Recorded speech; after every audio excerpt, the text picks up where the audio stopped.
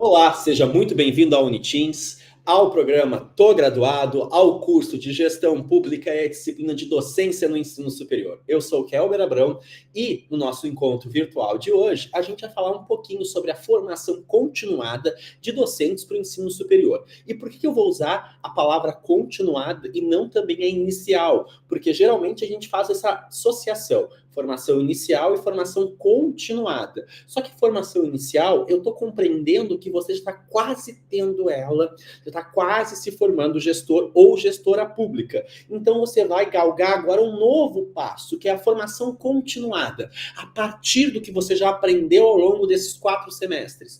Quais são os novos caminhos que você vai dar na sua formação enquanto gestor ou gestora? Logo, se eu for pegar essa perspectiva, a formação de professores, né, para lecionar em qualquer espaço do ensino superior, seja num tecnólogo, num bacharel ou numa licenciatura, ela parte do pressuposto que a gente vai agora aprimorar conhecimentos, a gente vai ampliar conhecimentos, porque eu não vou precisar mais trabalhar o conhecimento inicial, porque esse eu já vou compreender que todos vocês já o têm. A partir disso, eu vou ter novos desafios e novas possibilidades de ensino e novas possibilidades também de aprendizagem.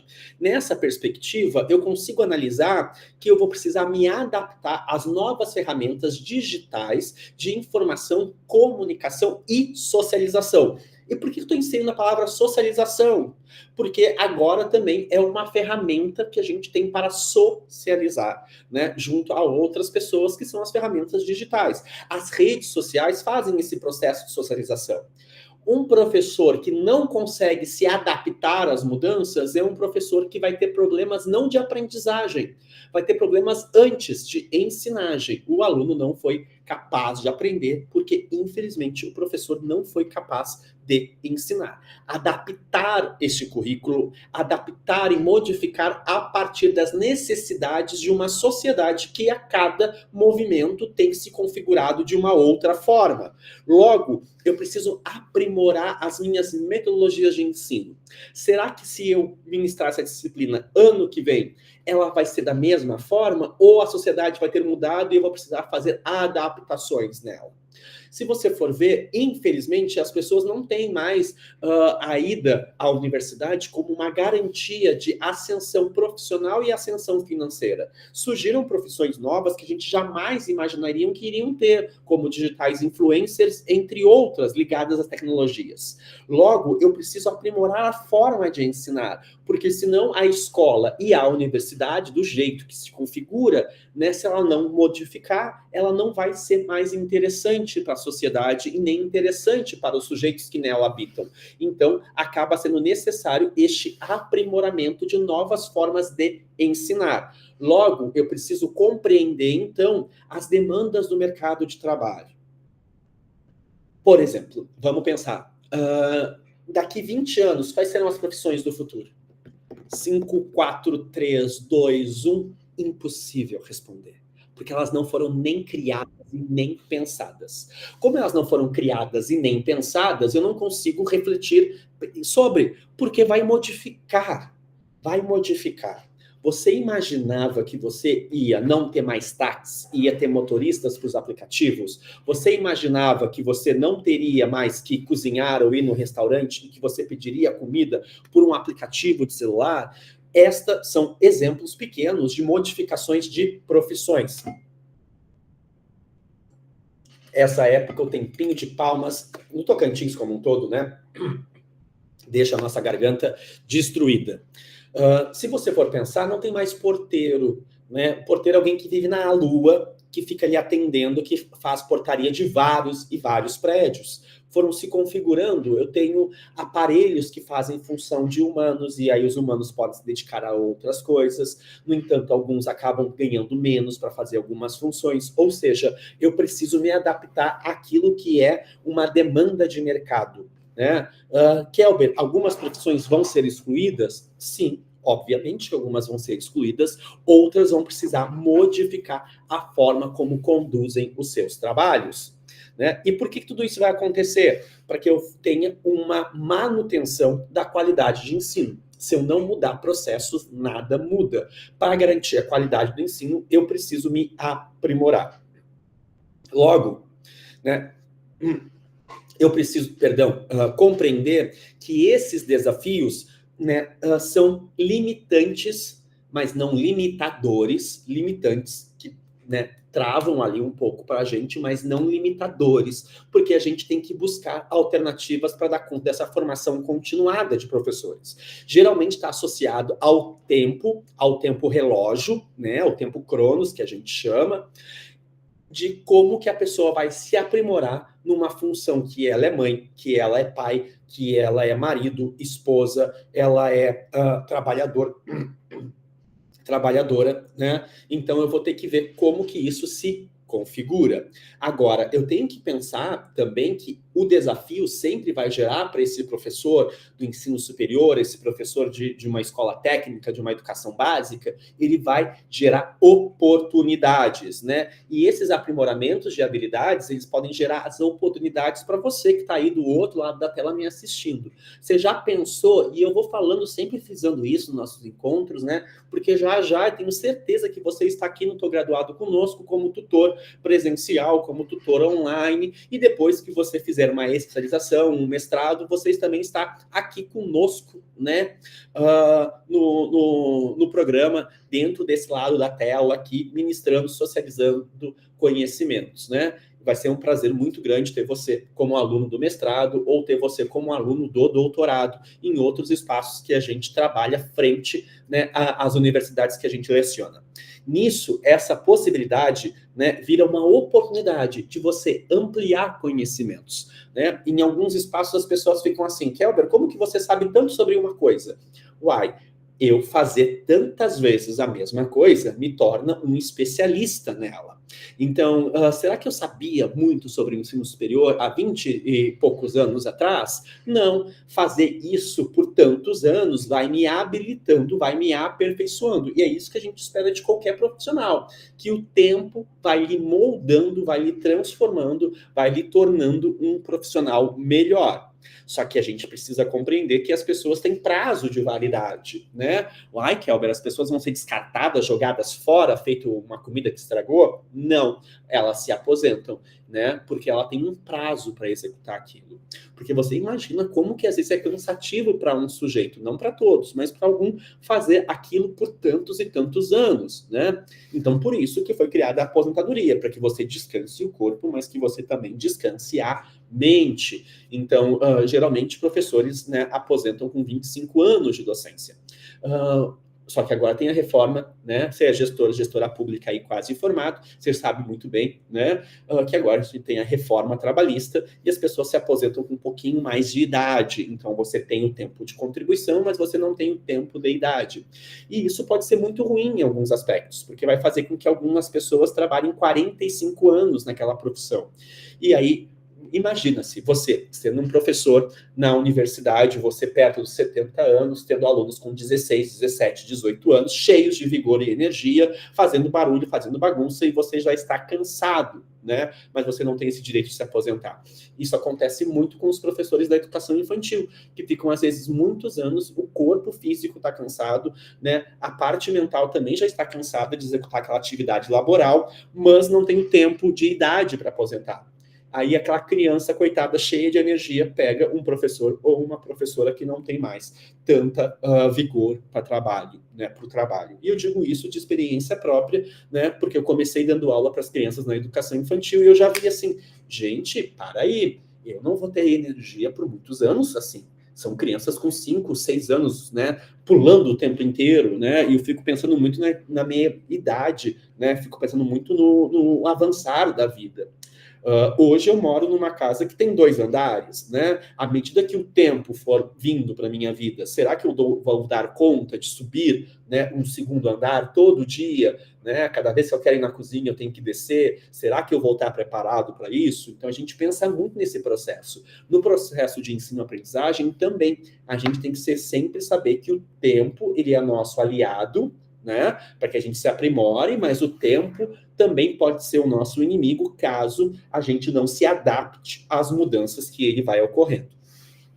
Quais são as mudanças que têm ocorrido ultimamente, Kelber, né? Olha, especificamente nessa última década, né, a aprendizagem ativa, que são as metodologias ativas, né? Então, por exemplo, na área da saúde, a gente oferece estudos de caso, então não é mais a doença, então a gente cria uma situação, João, 28 anos, morador da rua tal, apresenta o quadro tal, e a gente coloca na mesa e faz um debate clínico sobre aquilo dali. Aí eu fico assim, Marcos, você como profissional de educação física, qual seria a sua abordagem para esse sujeito que tem sobrepeso e diabetes? Joana, você enquanto nutricionista, e aí a gente consegue estudar o caso de um paciente, diferente de estudar uma doença, né? A gente analisa o sujeito, a gente não analisa, né, a doença, porque a doença não define aquele sujeito. Bom, a pessoa está com obesidade, a pessoa, como que ela tem lidado com esta questão, né, mentalmente, né? Como que ela tem lidado com isso? Isso tem funcionado para ela? Ela não consegue fazer atividade física porque ela está com depressão e aí tem mudado os níveis de regulação de humor? Então, tudo isso é analisado no estudo de caso. Por exemplo, júri simulado, né? Agora as eleições. Se a gente fizer aqui, né, um movimento dentro do doutor-graduado, eleições municipais que aconteceram, né, no Brasil como um todo, nos 139 municípios do Tocantins. Aí a gente coloca lá uma situação. Pedro, né, foi cassado, ainda não julgou em segunda instância. Pedro vai poder homologar a sua candidatura? Sim ou não? Aí a gente cria advogados de defesa, advogados de acusação, né, júri, tribunal, tudo isso é um júri simulado. Então, isso são metodologias ativas de aprendizagem. Você não fica sentado, parado, esperando o conhecimento chegar. Você interage com o conhecimento. É isso que a gente tenta fazer, né, quando a gente promove as aulas virtuais, de revisão ou de conteúdo, quando a gente promove, né, encontros nos polos, quando a gente promove também discussões em fóruns, em bate-papos, é isso que a gente tenta, né? A gente tem uma mudança na última década, que é o ensino híbrido. O que é ensino híbrido, né? Seria aqui, você está aqui neste momento, mediado por tecnologias da aprendizagem, e aí você vai lá depois, X vezes na semana, ter aula presencial, né? Antes o ensino era 100% presencial, tem o ensino 100% online, que é o nosso caso aqui, né? E tem o ensino híbrido, que é metade presencial, metade online, metade mediado por tecnologias, né?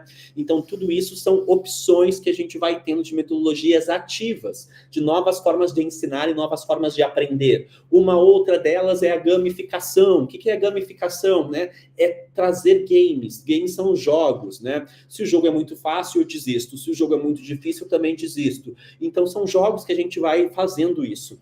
Então, por exemplo, eu poderia fazer aqui um jogo, mas aí eu precisaria que a gente estivesse ao vivo, né? Fazendo perguntas de quiz e respostas.